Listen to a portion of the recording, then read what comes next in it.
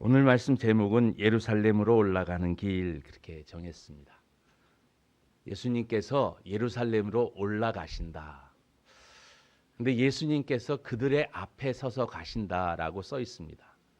마가복음은 특이한 기록들이 좀 있는데 예수님께서 올라가시는 길에서 말씀하셨다는 것, 길이라고 하는 그 메소드가 있고, 두 번째는 그들에게 앞서 가셨다는 그 포인트를 지금 이야기하고 있습니다. 다른 복음서에는 생략된 이야기들을 마가는 이렇게 하나씩 숨겨놓고 말하고 있습니다. 예루살렘이라고 하는 이름은 평화의 마을 이런 뜻입니다. 예루살렘은 왜 예수님께서 예루살렘으로 가셨을까요? 예루살렘에 뭐가 있습니까? 성전이 있습니다. 그래서 예루살렘은 성전이 있기 때문에 거룩한 성입니다. 그 성전에 이제 절기 예배를 드리기 위해 올라가시는 그 길인데, 마가는 이 올라가는 길이라고 하는 것을 통해서 우리에게 예수 그리스도의 길을 말해주고 있고, 그 길은 오늘 우리들이 또 걸어가야 될 그 길을 이야기하고 있습니다. 여러분, 여정이라고 하는, 방금 전에 찬양을 들으셨지만 여정이라고 하는 여자가 여행할 때 여자예요. 여행의 과정이죠. 우리의 인생은 어디론가 가고 있는 여행을 하고 있는 것이죠. 여러분도 예수님도 어디를 향해서 지금 가고 계시거든요. 그 길이 어딘가를 우리 같이 나눠보려고 합니다. 예루살렘 성전에는 무엇이 있냐면 가장 중요한 속죄소라고 하는 것이 있습니다. 인간의 모든 죄를 하나님께서 용서하시겠다고 약속하시면서 그 번제단이라고 하는 제단을 만들어 놓았는데, 성전의 핵심이 그 번제단인, 그 다음에 그곳에 속죄소라고 하는 곳이 있었습니다. 그곳에 어린 양의 피를 찍어서 거기에 우슬초로 뿌릴 때 죄의 용서함이 일어났던 곳이 당시 성전의 예배였습니다. 대제사장이 어린 양을 제단에서 잡아서 그 목을 따서 거기에서 흘린 그 피를 받아가지고 그 피를 제단에 뿌릴 때 거기서 죄의 용서가 일어났는데, 오늘 그 길을 걸어가시는 거예요. 예수님이 지금 걷는 길은 뭐라고요? 지금 그 어린 양의 길을 걷고 있습니다. 그런데 그들 앞에 서서 가시는 거예요. 자, 그런 입장에서 오늘 보는데 그들은 뭐라고요? 그들은 놀라고 두려워했습니다. 그런데 그들 제자들 말고 그들은 놀라고 따르는 자들이 있었다는 거예요. 그들이 누군지는 잘 모르겠어요. 그런데 분명한 것은 이 따르는 자들 가운데 누가 있냐면 오늘 본문에 있었던 세베대의 아내 살로메라고 하는 여자가 있습니다. 마태복음에는 오늘 세례 요한과 야고보가 요청했던 그 요구를 살로메가 하는 것으로 나와 있습니다. 그러니까 같이 가는데 따르는 자들이 제자들 말고 있었다는 거예요. 왜냐하면 이제 예루살렘에 가서 십자가에 못 박혀 죽게 되셨을 때, 그때 십자가 주위에 있었던 여인들이 있었잖아요. 그러니까 따라갔던 사람들이, 갈릴리에서부터 따라갔던 사람들이, 다른 사람들이 있었습니다. 누군지는 모르겠습니다. 그런데 그들은 두려워했다. 여러분, 왜 놀라고 왜 두려워했을까요? 그들은 자기의 목적과 다른 일들이 있었기 때문입니다. 여러분 생각해 보십시오. 제자들은 예수님을 따르기 위해서 뭘 버렸습니까? 다 버렸습니다. 배도 버리고 그물도 버리고 생업도 버리고, 그리고 그냥 예수님만 쫓아다녔습니다. 다닐 때 자기들의 목적은 무엇인가 하면, 무엇인가 예수님을 따라다니면서 예수님이 이제 이스라엘을 회복시켰을 때, 그때 나는 어떠한 위치를 얻고자 하는 그 예수님의 회복을 바라보면서 이스라엘을 회복시키는 걸 보면서 이야기합니다. 그래서 이스라엘의 회복이 언제냐라고 예수님께 물어보기도 하죠. 그러니까 제자들은 예수님의 가는 길을 정확히 알았을까요? 몰랐을까요? 몰랐어요. 변화산상에서 그 하나님의 영광을 보여주고, 그리고 이제 죽음에 대해서 말씀하셨을 때 제자들은 이해하지 못했어요. 이해하지 못하니까 어떤 일이 생기는가? 그들이 이제 이야기합니다. 예수님께서 다시 12 제자를 데리시고는 가까이 불러서 12제자만 따로 불러서 자기가 당할 일을 말씀하여 이르시되, 다른 사람들은 제자들도 이해 못하는데 다른 사람들에게 이해하면 이해가 되겠습니까? 이야기했습니다. 제자들은, 그런데 이렇게 얘기했을 때 제자들은 반응이 어떻게 돼야 돼요? 예수님이 예수님 죽는다는 게 뭡니까? 왜 예수님이 죽으셔야 됩니까? 이런 질문을 해야 되는 건데 그런 질문하지 않고 엉뚱한 이야기를 하는 것을 봅니다. 33, 34절 같이 한번 읽어볼까요? 시작. 보라,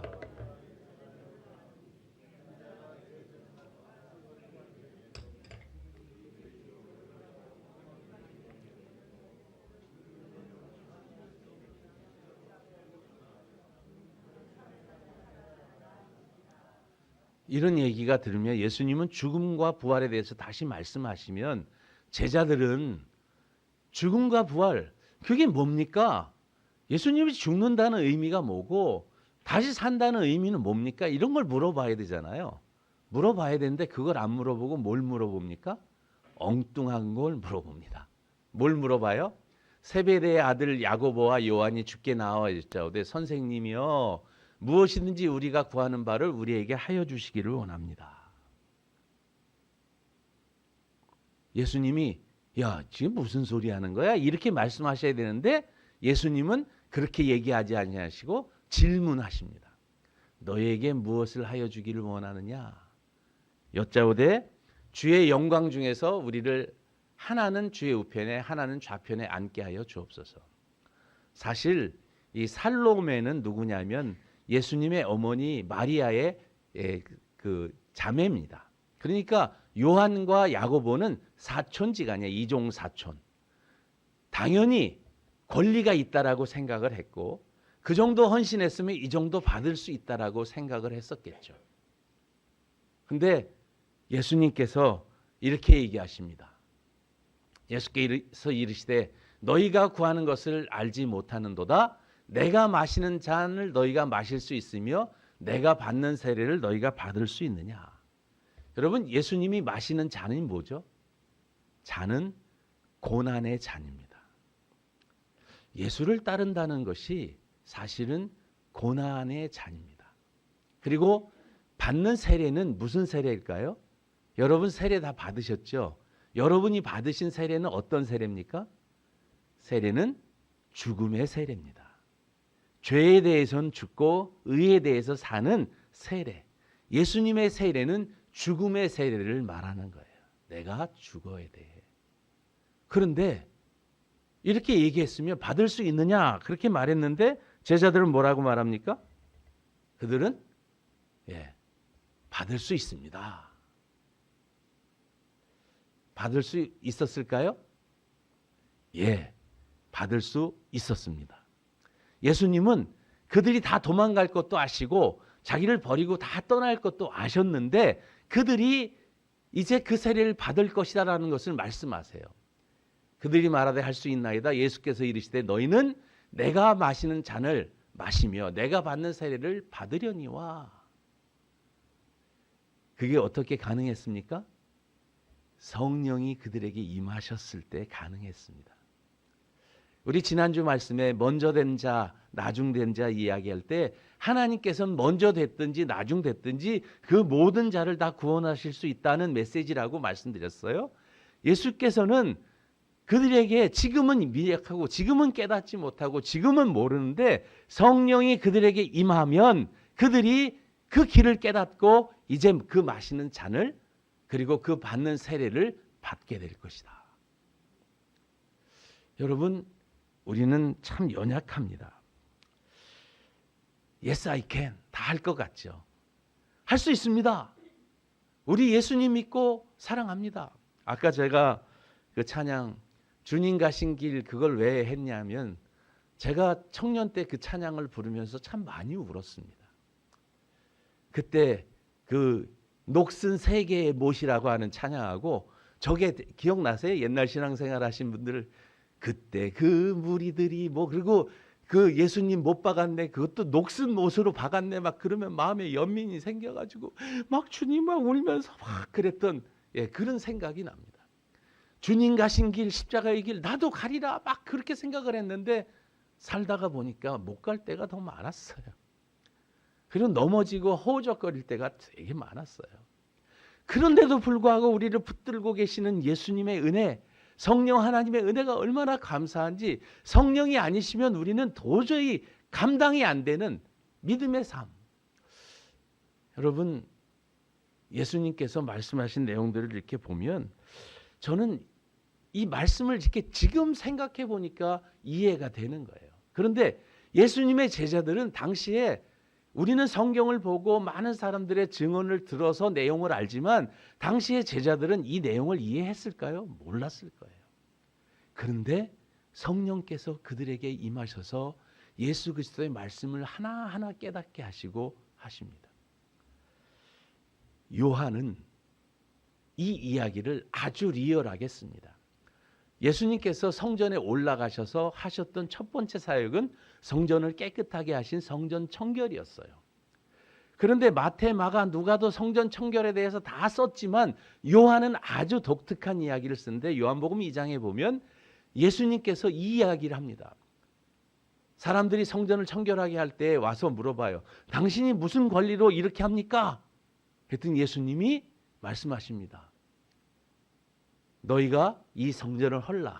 내가 사흘 만에 다시 일으킬 것이다. 그때 다시 그들이 묻습니다.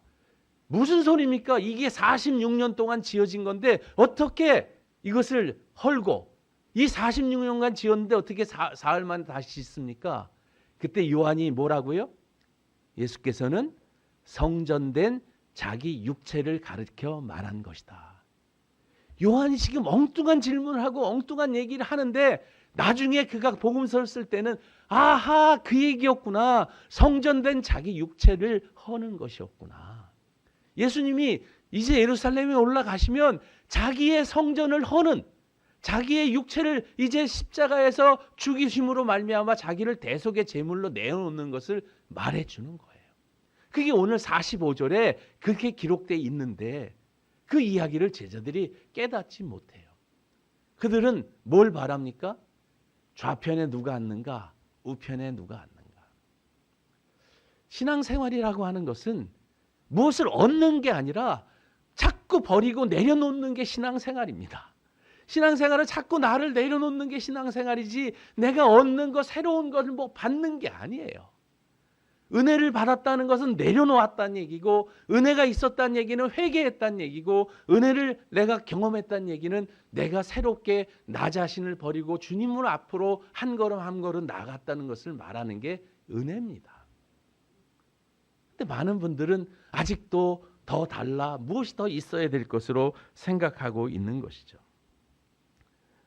우리 현세를 살고 있는 우리들은 예수님을 따르고 있습니다. 예수님이 가신 그 길을 따라 걷고 있습니다. 어떤 분들은 그 길을 순종하며 가고 어떤 분들은 제자들처럼 오해하면서 그 길을 가고 있는지도 모르겠습니다. 주의 말씀이 우리에게 임하면 주의 말씀은 내 발의 등이요 내 길의 빛이니이다라고 말씀하신 것처럼 그 말씀의 길이 나를 이끌어 가십니다.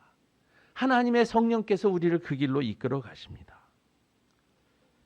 여러분, 그 길을 걷는 사람들의 삶에서 나타나는 특성이 하나 있습니다. 그것이 뭐냐면 섬김이라고 하는 것이에요. 예수님께서는 그렇게 말씀하세요. 내가 가는 길, 그 길은 섬김의 길이야. 내가 가는 길을 너희들이 이해하지 못하지 나는 모든 사람을 위해서 내 생명을 내줄 거야. 저는 이 말씀을 보다가 모든 사람을 위해서 모든 사람의 종이 된다는 게 무슨 의미일까? 참 이해가 안 됐었는데 우리에게 말씀하신 게 아니라 주님이 그렇게 말씀하셔서 내가 너희를 섬기는 너희의 종이 될 거야. 하나님이 우리의 종이 되시겠대요. 와, 이 말씀을 듣는데 너무 감격이 되는 거예요. 내가 어떻게 주님이 나의 종이 되지? 실제 예수님은 제자들의 발을 씻기시면서 그들의 종처럼 그들의 발을 씻기시면서 나는 너희를 섬긴다라고 말하면서 너희도 가서 그렇게 섬기라라고 말씀하시는 거예요. 주님이 말씀하시는 것은요, 하나같이 본을 보이시고 있는 거예요. 제자들에게. 이 이야기들을 다른 사람에게 하는 게 아니라 제자들에게 하고 있습니다. 누구에게요? 세상 사람들에게 하는 게 아니라 오늘 예수 믿는 믿음의 사람들에게 내가 간 길 너희들도 따라 걸어야 돼. 그 길을 보여주고 있는 거예요. 섬김의 길 말이죠. 근데 우리는 섬김의 길이 아니라 섬김을 받으려고 할 때가 얼마나 많은지 모릅니다. 예수님께서는 변화산 사건을 말씀하시고 나서 어떤 얘기 하십니까? 그들이 어린아이를 하나 가운데 세우시고 영접하는 자, 이 어린아이를 영접하는 자마다 하나님의 나라에 들어간다라고 말씀하셨어요. 그리고 부자 관원이 나타났을 때 부자 관원에게 말합니다. 너가 다 버리고 섬기지 않으면 하나님의 나라에 들어갈 수 없다. 그렇게 얘기합니다. 우리 지난주에 보았던 말씀인데 같이 한번 읽어볼까요? 시작. 예수께서 이르시되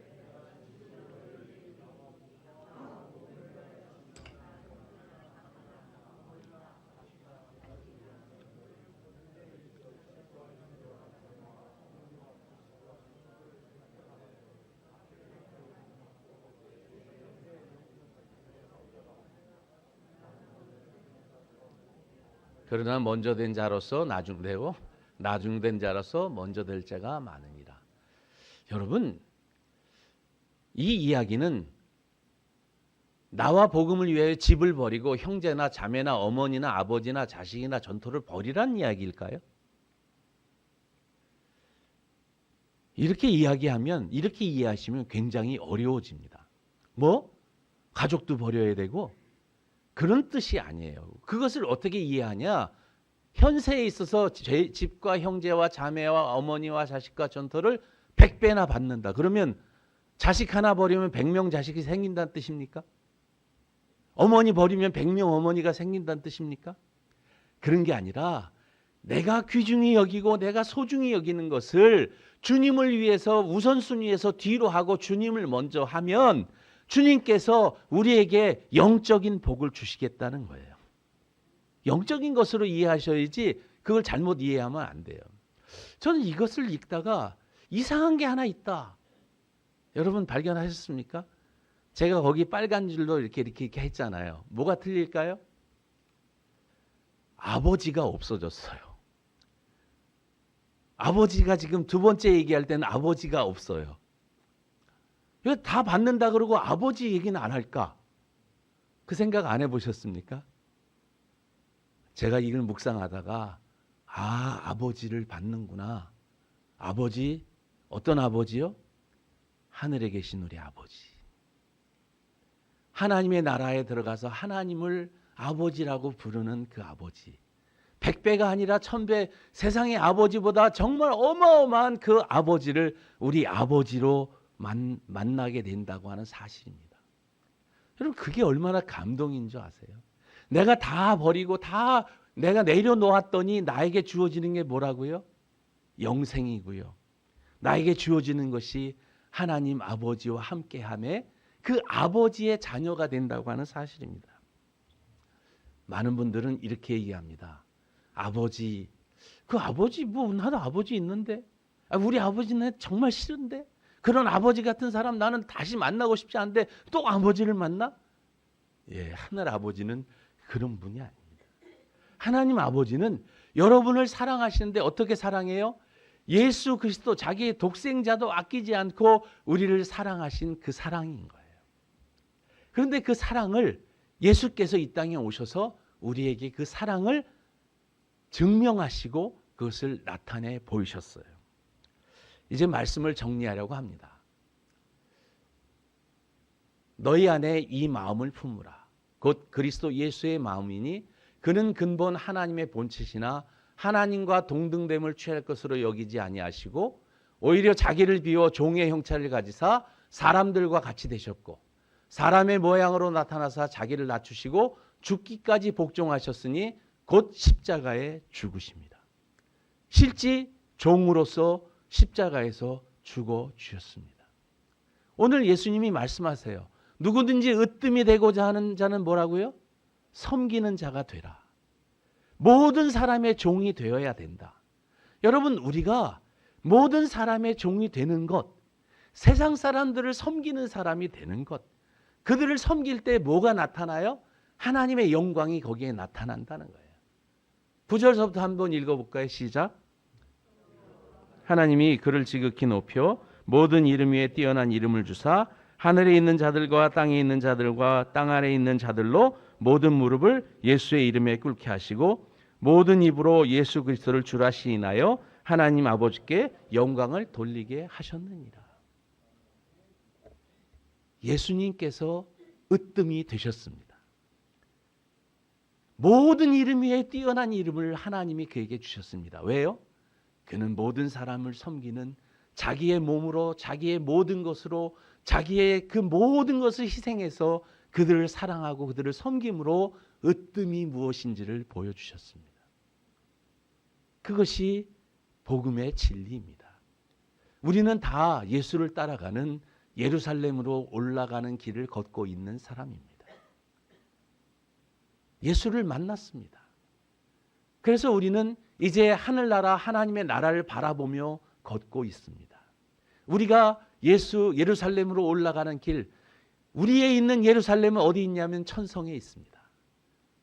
하늘에 있는 그 예루살렘, 하나님이 임재해 계신 그 예루살렘으로 가는 길, 그 길은 어떤 길이 되어야 될까요?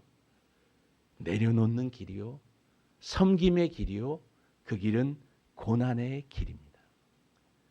100배나 받는데 뭘 같이 받는다고요? 고난을 겸하여 받는다라고요. 예수 그리스도를 믿는 사람은, 남을 섬기는 사람은 고난을 받지 않을 수 없습니다.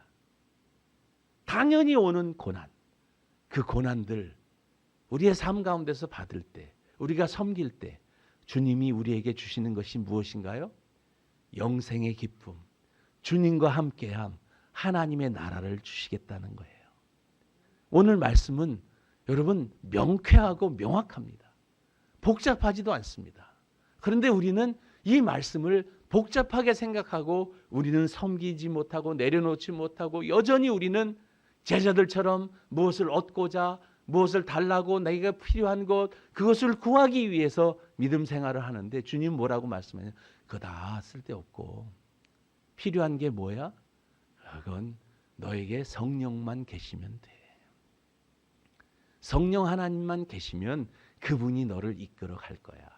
그러면 그 모든 것, 이 세상에서 현세에서 100배나 받는데 그 영적인 축복뿐만 아니라 물질적인 것, 너희가 얻고자 하는 그 모든 것을 받는데 받을 때 고난도 함께 받을 거야. 그런데 특별히 더 중요한 것은 영생을 얻지 못할 자가 없을 것이다. 그게 오늘 하나님이 우리에게 주시는 약속입니다. 예루살렘에는 약속이 있는 장소입니다. 하나님의 약속이 있는 그 장소에 우리 모두가 올라갈 때 하나님이 약속하신 그 모든 것을 우리에게 허락하실 것입니다. 사랑하는 성도 여러분, 우리는 우리 힘으로 구원을 얻을 수 없습니다. 예수 그리스도의 대속의 죄 씻음이 아니면, 그분이 우리 죄를 위해서 죽어주시지 않았다면 우리는 영원히 하나님의 나라를 바라볼 수도 올라갈 수도 없습니다. 그분이 그 길을 열어놓으시고 앞서서 가시면서 그 길을 열어놓고 가셨습니다. 우리는 그 길을 따라가면 됩니다. 어디로요? 예루살렘으로 올라가는 그 길. 그 길을 오늘 하루 묵묵히 그리고 감사함으로 순종함으로 그 길을 걸어가는 저와 여러분이 되기를 주의 이름으로 축원합니다. 기도하겠습니다. 하나님 아버지, 오늘 저희들 주님을 따라 예루살렘의 길을 걷습니다. 천성에 있는 하나님의 나라를 향하여 걷습니다. 하나님, 저희들을 긍휼히 여겨주시고 우리가 헛된 것을 구할 때 성령으로 깨닫게 해주시고 오직 주님의 나라를 구하며 내려놓고 섬기며 주님이 가신 그 길을 따라가는 그런 저희들 될 수 있도록 인도해 주옵소서. 성령 하나님, 저희들을 주관해 주옵소서. 예수님의 이름으로 기도드립니다. 아멘.